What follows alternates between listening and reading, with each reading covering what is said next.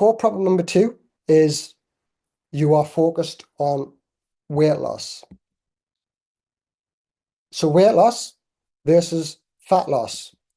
Weight loss basically is as it is, weight loss. But when you're losing weight, when you're focused on losing weight, you're losing not just fat mass, you're losing water weight, muscle weight, bone weight. You will actually lose bone weight if you're just focused on losing weight. And at last, fat weight. Fat is what you lose last if you were just focused on losing weight. Fat loss, on the other hand, you are losing fat weight. That is all you are essentially losing. Here's the thing, after the age of 30, as we kind of discovered before with the drop in estrogen, muscle mass starts to decline by approximately 1% each year. That's a pretty big deal. So this is known as sarcopenia, which is age-related muscle and strength loss. So if we look at this graph here, this is males and females. So it peaks in early adulthood, around about the age of sort of 25. This is a kind of at your peak. And then there's a gradual decline from the ages of 30 to 40. And then from the ages of 50, there's a substantial decline in muscle mass. So you might be wondering why that's a problem. So this here is a young, healthy thigh muscle. This here is a sarcopenia thigh muscle. So this was someone in their 50s, if I remember correctly. So as you can see from that, the size of the thigh isn't greatly different. But what this muscle has here, what this thigh has here is a lot of muscle mass with very, very little fat mass. Now, what this one has here is a lot less muscle mass. It's got like a marble effect with a lot more fat mass. Now, the problem with muscle loss is this. Muscle is vital for health, especially metabolic health, which we're going to kind of touch on. When you lose muscle mass, you increase your fat storage. Without enough muscle, your body stores more fat, which becomes much more difficult to lose. So you actually struggle to lose fat as you get older because it doesn't replace it, but your weight sometimes doesn't change. But what happens is you start losing muscle, but replacing that with body fat. So your weight might not change, but your body becomes softer and weaker because of that loss of muscle. Everyday tasks get harder. I hear this a lot where people say, I'm so unfit. They're not unfit, they're just under-muscled.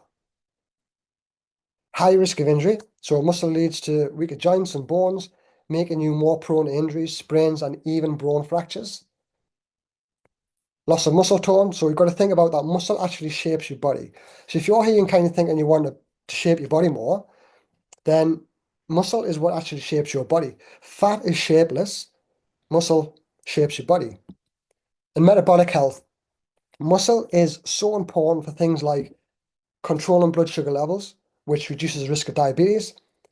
Metabolic health is things like heart disease, intensive perimenopausal symptoms. So if you are going through perimenopause or you're having these types of symptoms, the loss of muscle is actually going to intensify these symptoms. And this is what we mean by metabolic health. So things like diabetes, heart disease, blood pressure, how your body kind of operates, that's your metabolic health. And as muscle depreciates, your metabolic health becomes worse.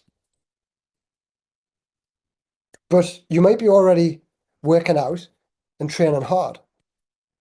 But the thing is, typical calorie burning methods are what most women, especially, are using to lose weight. So things like boot camps, but these just cause more stress on your body. Spinning just burns muscle instead of making muscle. Things like running, which just actually increases the risk of injuries. And what this leads to is the weight loss cycle of crash and burn. You kind of hit the wall. And this is what that is. So you go through the periods of calorie burning, you're really motivated and you start restricting your calories, you start training all of the time, you're going all in with it because you just focus on I need to burn more calories, I need to burn more calories. This just leads to burnout. And then when you get to that level of burnout, you just crash and then you feel defeated and you kind of lose all motivation. And then you go on a bit of a binge, and then you get back into that motivation, you go back on the calorie burning, and it's just a cycle, a constant cycle of just crash and burn. Weight loss slows down, will stop, and you feel like you're not doing enough. So then you go harder with your training, you eat less to burn more calories. But your body just becomes more stressed out, and it becomes unresponsive. Because of that, you burn more muscle, store more fat, and feel more exhausted. Your energy crashes, your body shape doesn't change, your mental and emotional health starts to suffer, and you're left feeling stuck and defeated. So what's the solution? High performance training.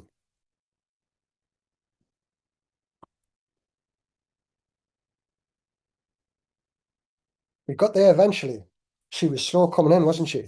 So I got a little story for you here. So we just moved house and we live on this hill. And it's a pretty big hill. That's actually one of the reasons why we chose it, because it's a good workout. It's an incredible workout. Anyway, I was talking to one of our neighbors. She's probably in her mid to late 60s, I think. Um, anyway, I was talking to her and she was at the bottom of the hill and we were having a little bit of a chat. And she's been living here for 30 years. And she was saying how hard this hill is getting as she's kind of getting older. But what she was saying was, she goes, I'm getting so unfit. I'm so unfit, I can't get up this hill. But the point was, and what I kind of said to her is, it's not your fitness. The fitness isn't the problem. The problem is muscle. Because you're losing muscle, you don't have the power to power up that hill. You don't have the muscle to lift your body up that hill anymore. If she just focused on a little bit of strength work, she would absolutely power up that hill. But because she hasn't done that, all she's done is just walked up that hill. So her level of intensity hasn't changed. She's just done that hill the whole time. She hasn't actually pushed her body any further with any strength training. If she did that, then that hill would still be a breeze. And we're going to bring you back to this image here of this muscle, because this is really important for you to kind of look at. So you have two types of muscle fibers. This is what I want you to think about. So what makes this healthy muscle here is two types of muscle fibers. You've got type 1 muscle fibers and you have type 2 muscle fibers. Type 1 muscle fibers, these are things you use type 1 muscle fibers for, like walking, running, low intensity exercises. So if you're going for like a swim, a walk, hiking, you're running, you're on your bike, everyday things, these are your type 1 muscle fibers. These are very important. Um, your type 2 muscle fibers, these are things like strength and power, functional tasks like lifting your kids and carrying groceries. You're using your type 2 muscle fibers here. Now, this muscle here, this thigh muscle, that's a mix of type 1 and type 2 fibers. That's why it's nice and healthy, strong, has very little body fat. This one, however, has a loss of type 2 fibers. The reason for that is because you lose type 2 muscle fibers 3 times faster than you lose these type 1. So if all you're doing is cardio based stuff like running, classes, and that type of thing, all you're doing is you're just basically maintaining these muscle fibers here. By doing strength, power work, which we touched on before, then you start developing these type 2 muscle fibers, which keeps your muscle like this here, which, as we touched before, makes you a lot healthier. Oh. So how do you get these precious fibers back? The first thing is to lift, okay? Strength training, like we touched on before. So things like deadlifting, squats, push-ups, pull-ups. Doesn't have to be with a barbell. It can be starting with body weight. Doesn't matter. When you're going through resistance, that's all we're kind of saying here. When you're lifting, you could be just lifting your own body weight. You could be lifting 100 kilos. Doesn't matter. You're just lifting, but you progress as you kind of go on. But you need to challenge your muscles. You need to challenge your muscles with resistance. The second thing is to jump, skipping, explosive movements, these types of things, which actually stimulates, this excites the type 2 muscle fibers. I hope I'm not confusing things here with these type 1 and type 2. So think of type 1 as cardio, think of type 2 as strength and power. Okay?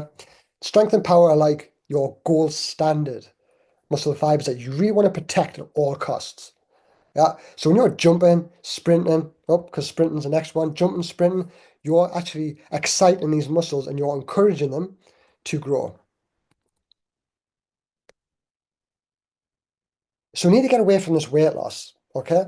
Not to say you can't use weight as a measure. You absolutely can use weight as a measure, but it's got to be very strategic. And how I do this very strategically with the women that I work with, and it's very specific to the menstrual cycle. I'm not going to go through that today because it can take a bit of time, but we're not using this as the main focus. The main focus that we actually want to be focused on is how you perform. Okay. Focusing on these, your metrics, performance metrics are so much better than weight metrics because weight metrics just keep you in that cycle of constant, just that crash and burn cycle. Was when you're focusing on performance metrics, and this is what I came up with from all the women that I've trained over the years. Uh, just quickly go through to be able to deadlift 1.5 times your body weight. Again, you could be looking at things like that and thinking, I'm nowhere near that. There's women in the 90s who've never strength trained in their life, and they're up to this now. Okay. So you can do this. Everybody can do this. It just takes time. But this is why it's got to be fun. And it is fun. To be able to run a mile in 8 to 10 minutes, perform 10 push ups from the floor, hike comfortably for 5 miles, carry half your body weight for 100 meters. Okay. That's like a farmer's walks. So basically, it's like carrying shopping bags, but with dumbbells.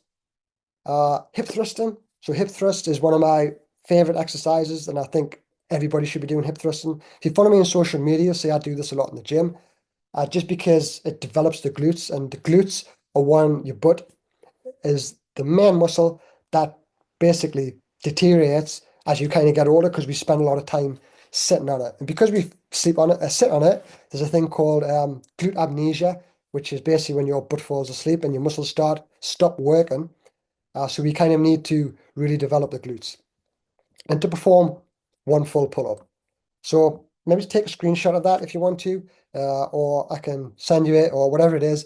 But these are really good metrics to focus towards and achievable by absolutely everybody. Guarantee you that.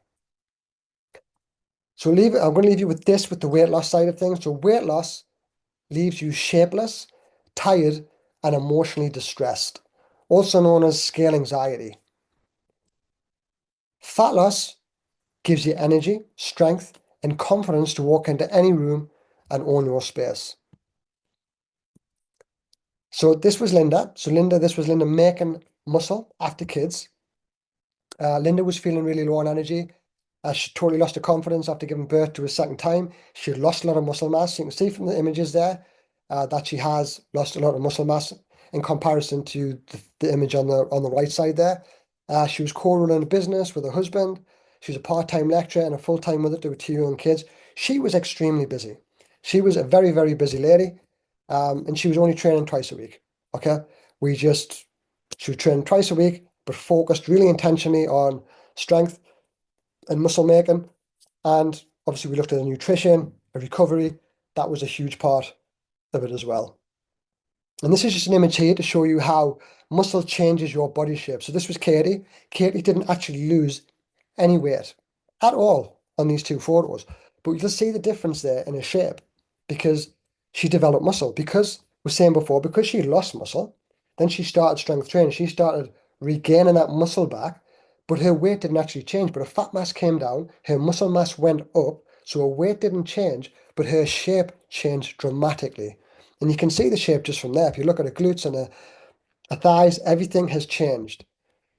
And this is Katie's weight. She thought nothing had changed. Her weight was more than what it was when she started. She actually went up in weight. She never felt hungry. She felt much better, but couldn't understand why weight stayed the same. And that was why.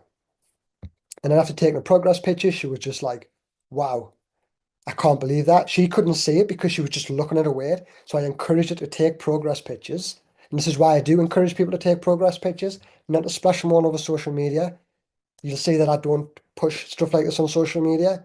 But I do them in talks like this because it's very important that you can see why, especially from this perspective. And the big a common myth is that lifting weights makes women bulky. This was Kim. This was Kim at the bottom lifting. This is a glute bridge, by the way, which is very similar to a hip thrust. But Kim was literally lifting 160 kilos here during a fat loss phase. Yeah, so that was Kim on the left. That was Kim on the right. She's not at all bulky, and she was lifting ridiculous amounts of weight. Now, I'm not saying that you've got to go and lift 160 kilos. What I'm trying to kind of say with this is it's a case of, building muscle does not make women bulky. But what if you've got work and kids and just don't have the time? You don't need to be in the gym for hours on end. Okay, you don't even need to be in a gym. You can do this in as little as 20 minutes each day. Okay? In the gym. You can go up for the gym. You could do 2 to 3 times gym sessions for 45 to 60 minutes if you've got that time. If not, you can just create your own gym in the garage. You can buy some equipment, 4 to 5 times home gym workouts, 20 minutes a day. That's all you need to do. 20 minutes, 4 to 5 times a week. Or even if you've got no equipment, you could just do bodyweight stuff 4 to 5 times a week in your living room, 20 minutes a day. That is it. Build your workouts around your life. Don't build your life around your workouts.